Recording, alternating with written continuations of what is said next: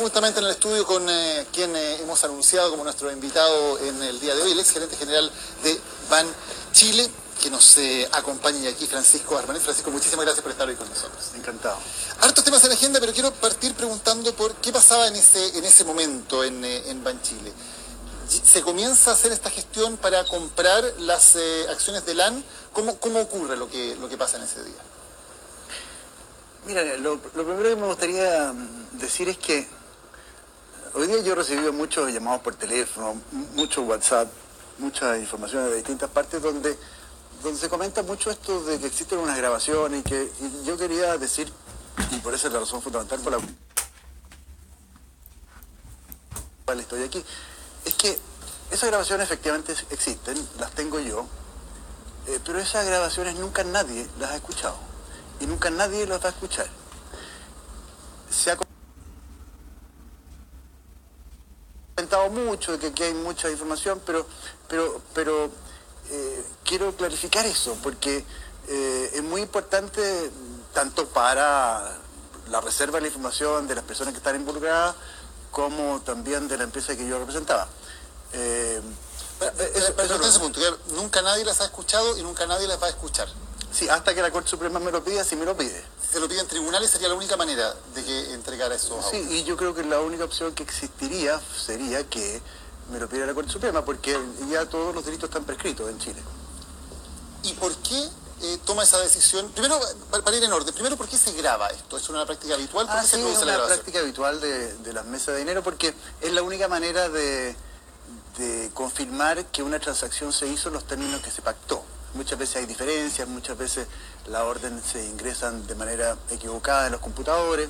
Esa es la única manera de confirmar que lo que se acordó eso es yendo a las grabaciones. ¿Y es normal también que se guarden esas grabaciones por un tiempo prolongado? Sí, es que lo que pasa es que depende de la época. En esa época la capacidad de almacenamiento de datos era bastante pobre y duraban no más de 6 meses. Entonces se iban grabando para volver a utilizar esos espacios. Hoy día eso está en un CD. Sí, está en un CD, en mi caja fuerte, y por eso que cuando veo en los titulares de que existe este CD clave y qué sé yo, tengo que decir que toda la información que se ha transmitido y que en el libro de Sergio supe que estaba, es información que han comentado los operadores, que han comentado el mercado en general, porque hay mucha gente que siguió la transacción, que la investigó. Me parece que Sergio estuvo años detrás de los antecedentes. Entonces, para mí es importante decir que efectivamente yo debo el derecho de reserva y no solamente eso, sino que creo que es un tema muy antiguo. Además hay un tema muy importante.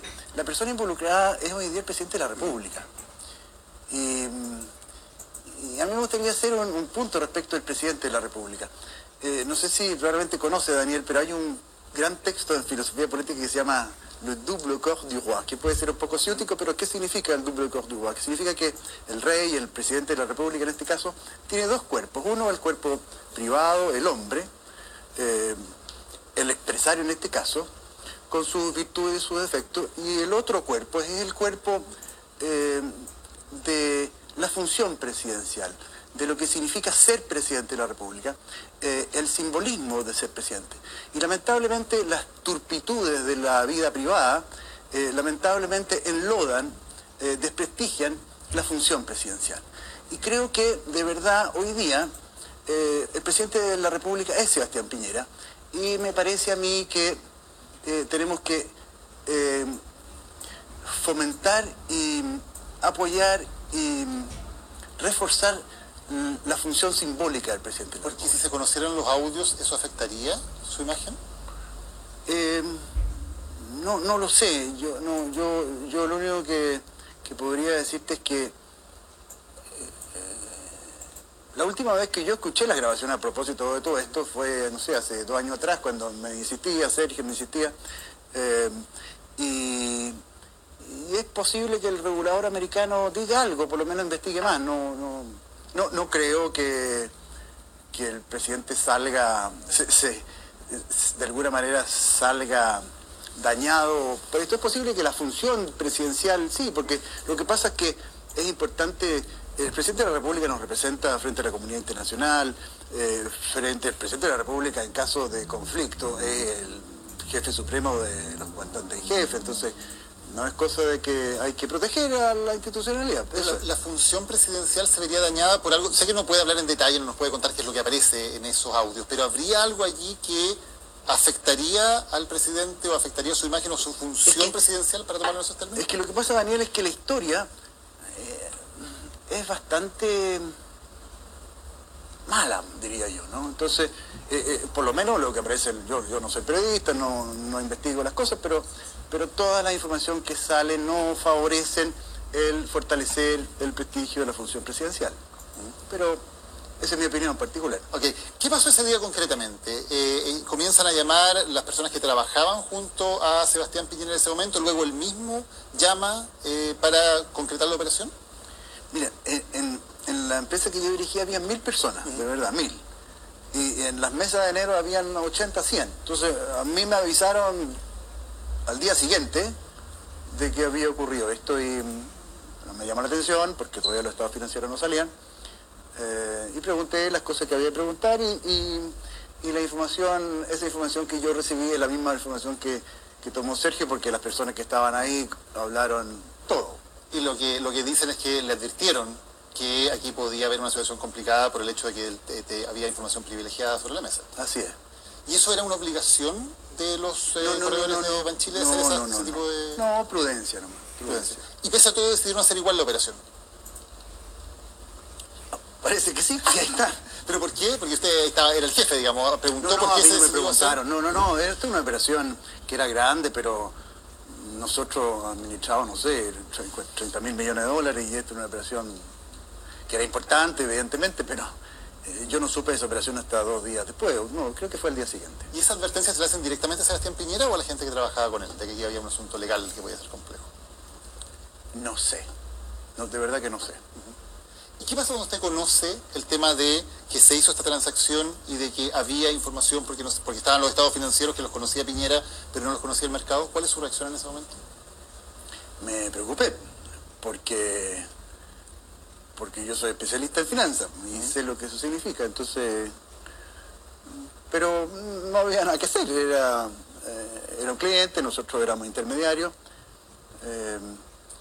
Y por eso que al final yo guardé las grabaciones, porque la legislación chilena, en esa época por lo menos, establecía que por inversionista institucional, donde la ley chilena califica como quienes siguen a los inversionistas institucionales, cometen el delito de información privilegiada, la legislación americana agrega a los directores y controladores.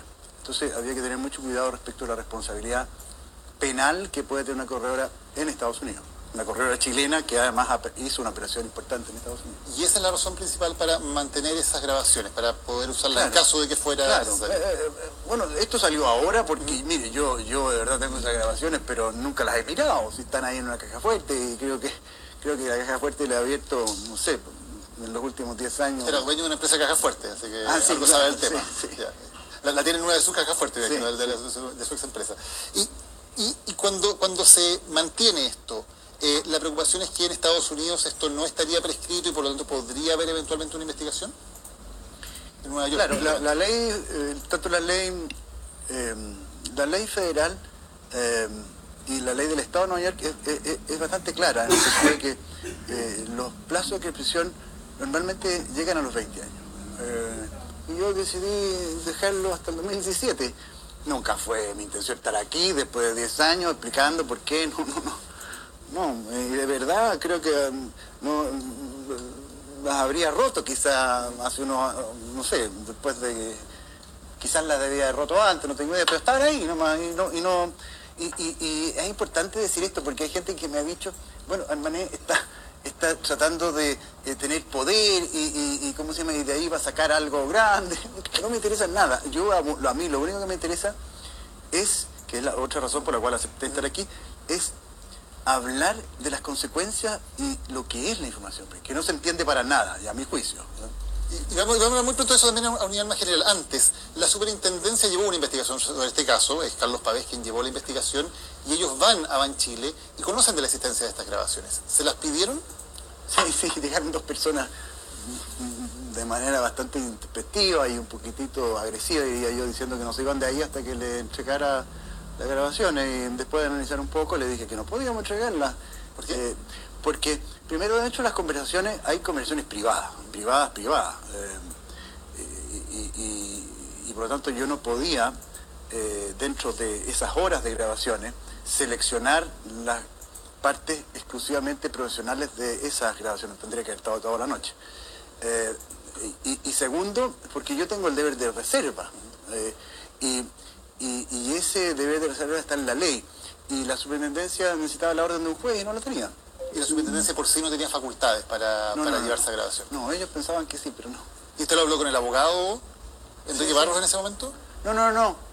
Fue con un abogado del banco. Ya. Y él le dice que no las entregue. Claro, porque precisamente por esto, porque nos dimos cuenta que había información.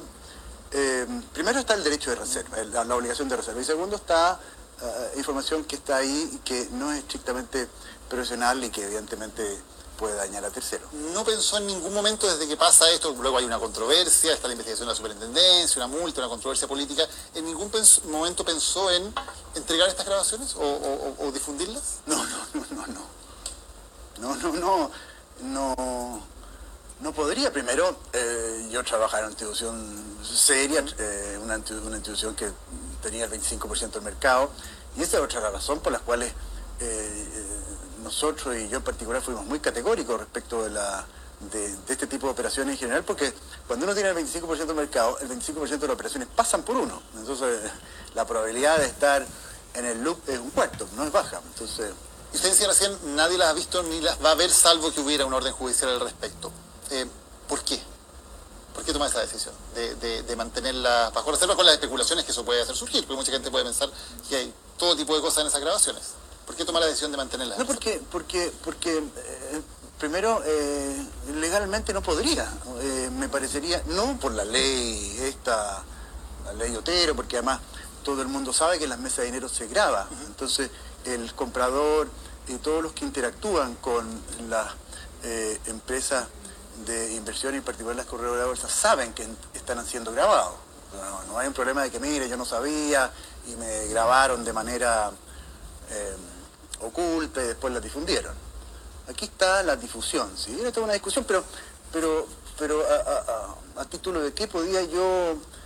De hecho, la Cámara de Diputados, en esa par de meses antes de que se produjeran las elecciones presidenciales, a mí me llamaron para declarar, y allí encontré que era un despropósito, porque estaban en plenas elecciones, claramente en lo que se pretendía era otra cosa, y yo no fui, ni menos la iba a entregar. ¿Usó información privilegiada Sebastián Piñera en esa compra o no?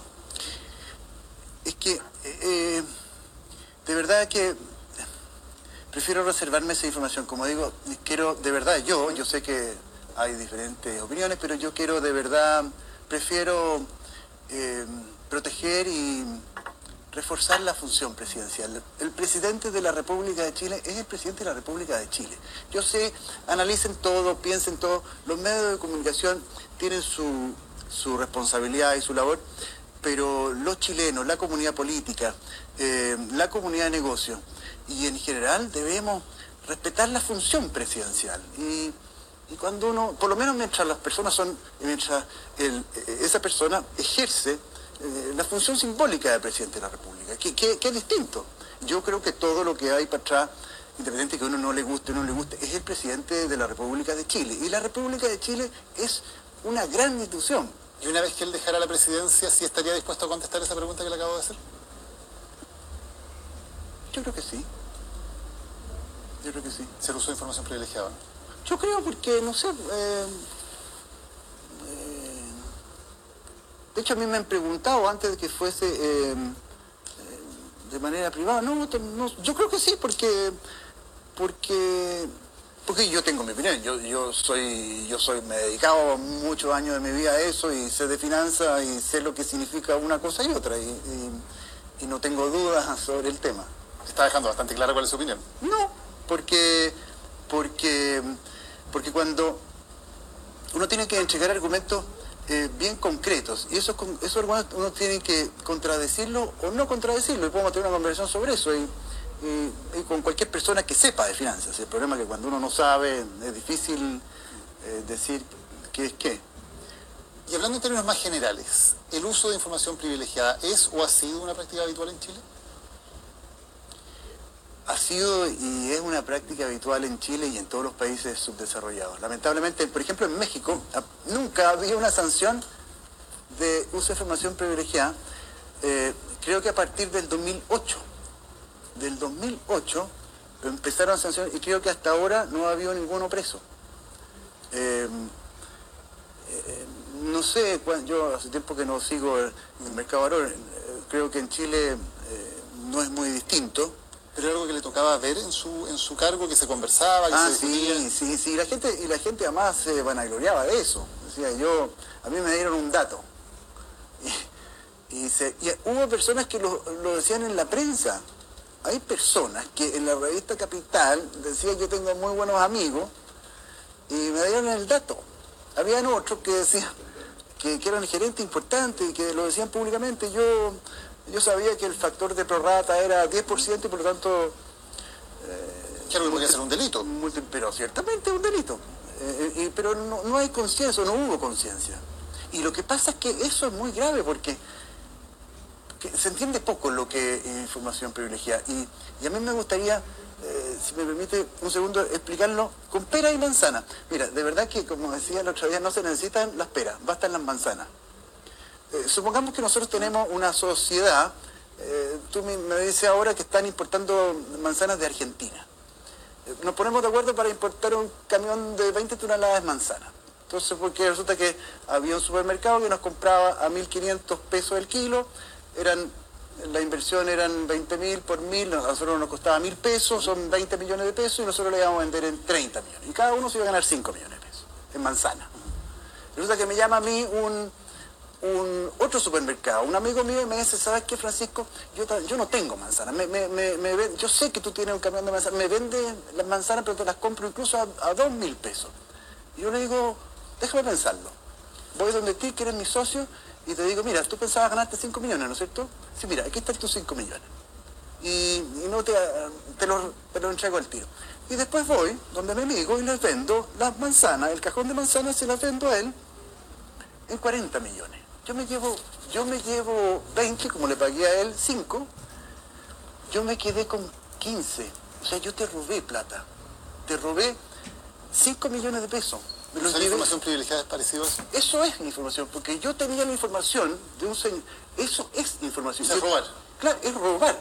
Y es peor que robar, porque cuando uno roba, cuando yo le saco un auto a un señor en la calle, un auto en este caso de 5 millones de pesos, esa persona yo no la conozco, no tengo ninguna relación con ella. En este caso, nosotros nos conocemos, somos socios. Tú me entregaste 10 millones de pesos con la confianza de que íbamos a hacer un negocio. Es decir, ahí hay un componente fiduciario. Tú tienes un rol fiduciario. Y por lo tanto, el delito es mucho más grave que robar un auto en la calle. Es mucho más grave. Y es peor, porque si tú eres un hombre ilustrado, un hombre que sabe. En general, el uso de información privilegiada se da, los grandes perdedores son los inversionistas chicos, chiquititos. Y esos señores chiquititos no saben, pero le robaron plata y no saben de qué significa esto de las manzanas, no saben. ¿Y esa práctica de eso que es peor que robar, para usar sus propias palabras, es una práctica generalizada, es una práctica habitual? Yo creo que hoy día no, porque la gente está bien atenta. Supongo yo de verdad que no seguí el mercado de valores hace tiempo, pero era muy habitual. Y yo siempre estuve aterrado, porque nosotros teníamos 25% de operación de mercado y muchas operaciones de esas pasaban y de hecho a mí una oportunidad, unos señores que se pusieron de acuerdo y hicieron una cosa que se llama triangulación de precios, anunciaron a nosotros y resulta que a mí me acusaron de cómplice de manipulación de precios. Entonces era una cosa de loco, de que la responsabilidad que tenía y la responsabilidad de ser el principal banco de Chile, la principal corredora de Chile, estar envuelto en este tipo de cosas como la manipulación de precios. Pero hay un último punto que me gustaría decir respecto del costo de la información privilegiada. Porque lo peor de la información privilegiada no es esto lo que he dicho. Lo peor de la información privilegiada es que los chilenos pobres serán pobres pero son inteligentes. y los chilenos pobres se dan cuenta que hay cosas raras. Se dan cuenta que cuando se coluden unos señores del papel les tienen que pagar 7.000 pesos, y personas que se hacen ricas cometiendo delitos. Y esas personas pobres, muchas veces, lo que ocurre con ellas es que tienen dificultades, más dificultades económicas que las nuestras. Y evidentemente si ellos han visto toda esta cantidad, porque no es que la han visto, la han escuchado y la sienten. Ven el Mercedes 500 en la dehesa. Y ellos piensan que todos son iguales, pero no son así. Entonces ese señor va, si está poco apretado de caja, va y se roba el auto de 5 millones y eso es menos grave que lo otro. Entonces la delincuencia violenta, porque eso deriva en robo.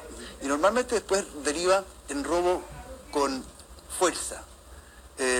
Y después muchas veces, producto de esos mismos altercados, terminan asesinatos. O sea, la delincuencia no violenta, la corrupción, el uso de información privilegiada, la colusión, eso termina en delincuencia violenta.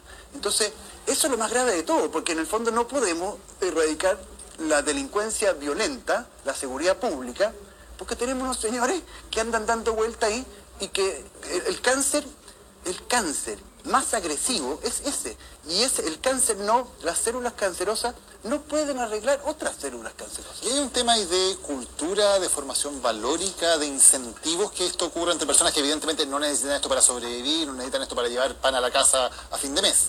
Sí, ¿qué lo hacen entonces? Sí, el caso, por ejemplo, de Singapur es bien claro. Singapur logró erradicar la información privilegiada porque erradicó la violencia callejera, porque fue muy estricto en este tipo de delitos. Nueva York, el alcalde Giuliani no sacó los tanques a la calle. Giuliani tampoco triplicó el número de policía. Lo que hizo Giuliani es poner mano dura a la delincuencia no violenta. Y se acabaron, los delincuentes violentos, se acabaron. En el caso de México, esos señores siguen, mientras más corrupción, más sigue. Y si uno mira en Chile, porque uno puede decir, sí, en Chile ha disminuido, todo el mundo dice, sí, sube, pero todos los gobiernos dicen, si uno mira los asesinatos, los robos con violencia y los robos, esos tres números aumentan sistemáticamente, todos los años, porque los otros son, no sé, que entraron a la casa, este otro, que... ¿Y los delitos de cuello y corbata? ¿Falta tomárnoslos más en serio? ¿Falta ser más severos, más estrictos? Es que, como te digo, esos delitos que acabamos de comentar, como el uso de información privilegiada, es más grave que robarse un auto en la calle. Para la ley no. Para la ley chilena no. Pero bueno, y es lo que... acaba de ver una sanción de 12 años, 10 años en Estados Unidos. Cuando se produjo la colusión en Estados Unidos con unos aviones, incluido estaba Lana ahí, fueron 270 millones de dólares. Y los que no se acogieron a delación compensada todavía están presos. Aquí hay unos señores que se ponen de acuerdo por unos pollos, por unos confort. No sé, no les pasó nada. No era ni siquiera delito en ese momento. Francisco Armanet, muchísimas gracias por habernos acompañado. No, de nada,